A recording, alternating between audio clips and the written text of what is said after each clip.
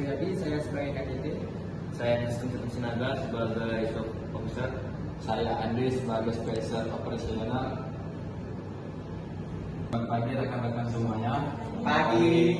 Terima kasih sudah meluangkan waktu untuk mengikuti sosialisasi hari ini. Pada kesempatan ini kita akan membahas secara lengkap mengenai Job Safety Analysis atau JSA, khususnya untuk kegiatan bongkar muat di area pelabuhan. JSA ini sangat penting karena menjadi pedoman utama dalam bekerja.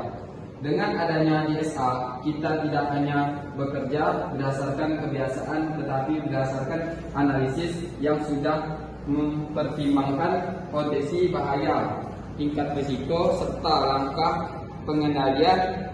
Jadinya harap kita semua akan mengikuti sosialisasi ini dengan serius dan memahami setiap poin yang disampaikannya. Oke, terima kasih Andri. Saya ingin menambahkan bahwa dari sisi manajemen, JSA ini bukan hanya sekedar dokumen formalitas. Banyak kasus kecelakaan kerja terjadi karena prosedur tidak dipatuhi atau bahkan diabaikan. Sebagai set manager, saya bertanggung jawab memastikan bahwa setiap pekerjaan yang dilakukan di lapangan sudah melalui proses analisis yang benar. Saya juga ingin menegaskan bahwa tidak ada pekerjaan yang boleh dilakukan tanpa mempertimbangkan aspek keselamatan. Target pekerjaan penting, tapi keselamatan jauh lebih penting. Ya, saya setuju dengan yang disampaikan Agus. Dari sisi KTT, saya melihat bahwa seringkali kecelakaan terjadi bukan karena tidak tahu, tapi karena mengabaikan aturan yang sudah ada. Keselamatan kerja itu bukan hanya tanggung jawab satu orang, tapi tanggung jawab kita semua. Kalau kita melihat potensi bahaya, kita harus saling mengingatkan. Jangan sampai ada sikap sudah biasa atau tidak apa-apa, karena justru itu yang sering menyebabkan kecelakaan. Betul sekali. Sebagai Safety Officer, tugas saya adalah memastikan bahwa semua potensi bahaya sudah diidentifikasi dan dikendalikan. Tapi saya tidak bisa bekerja sendiri. Saya butuh kerja sama dari semua pihak, mulai dari manajemen sampai bekerja di lapangan. Dengan JSA, kita sebenarnya sudah punya panduan yang jelas. Tinggal bagaimana kita menjalankannya dengan disiplin. Baik, kita semua ke pengertian JSA. Secara sederhana, JSA adalah metode untuk mengidentifikasi bahaya, menilai risiko, dan menentukan pengendalian di setiap langkah pekerjaan. Dalam kegiatan bongkar muat, ada banyak tahapan kerja, mulai dari persiapan, pemeriksaan alat, hingga proses utama di setiap tahapan tersebut.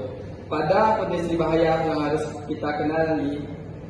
Benar, misalnya dalam satu pekerjaan sederhana seperti mengangkut barang, kita harus berpikir apakah ada risiko barang jatuh, apakah ada risiko pekerja tertimpa, apakah ada risiko alat gagal.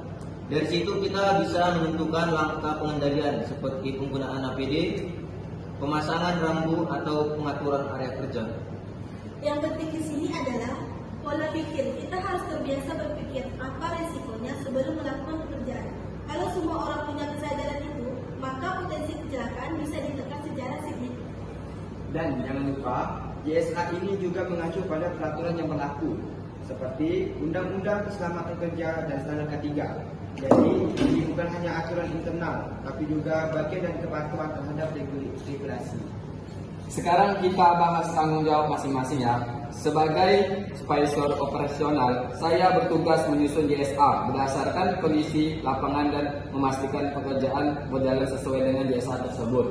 Sebagai set manager, saya bertanggung jawab menyetujui dokumen JSA dan memastikan implementasinya di lapangan.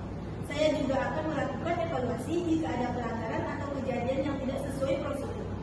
Sebagai KTT, saya bertanggung jawab penuh terhadap keselamatan kerja. Saya memastikan bahwa semua kegiatan sesuai dengan standar dan peraturan yang berlaku. Saya juga berperan dalam memastikan bahwa semua pihak memahami pentingnya keselamatan kerja. Sebagai Safety Officer, saya melakukan identifikasi bahaya, penilaian risiko, dan memastikan pengendalian risiko diterapkan dengan baik. Saya juga melakukan pengawasan di lapangan dan memberikan rekomendasi jika ditemukan potensi bahaya.